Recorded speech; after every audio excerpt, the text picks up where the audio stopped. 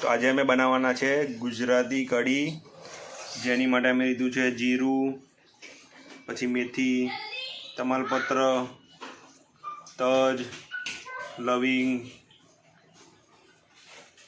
પછી લીમડી, મોરસ, ખાટું દહીં છે, આ ઘરનું બનાવેલું, આદું છે, પાણી છે, ધાણા, બેસન અને ચોખ્ખું ઘી.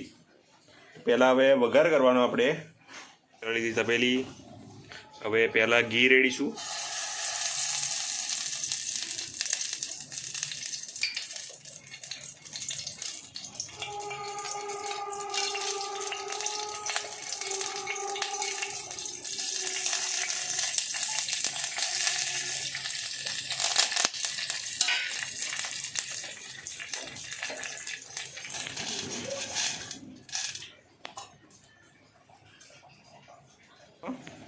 પછી અંદર મોરસ નાખી અને આ દહીં અને હવે મીઠું નાખીશું.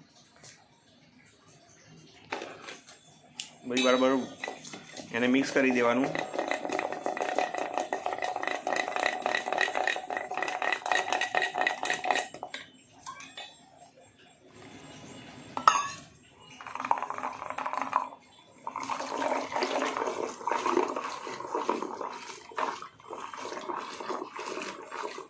થઈ ગયું. હવે આદુ નાખીશું અંદર મિક્સમાં.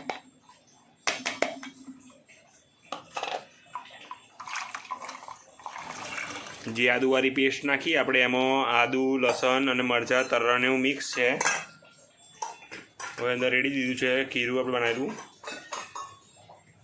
હવે બરાબર એને ઉકળવા દઈશું.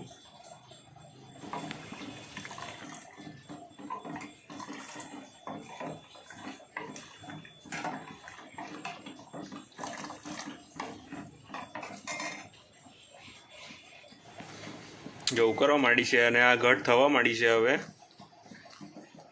એટલે આપણી તૈયારીમાં છે હવે રેડી થવામાં.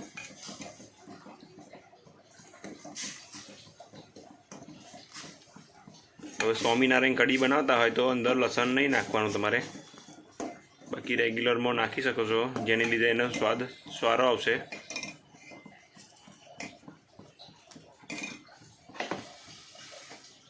તો બનીને રેડી છે.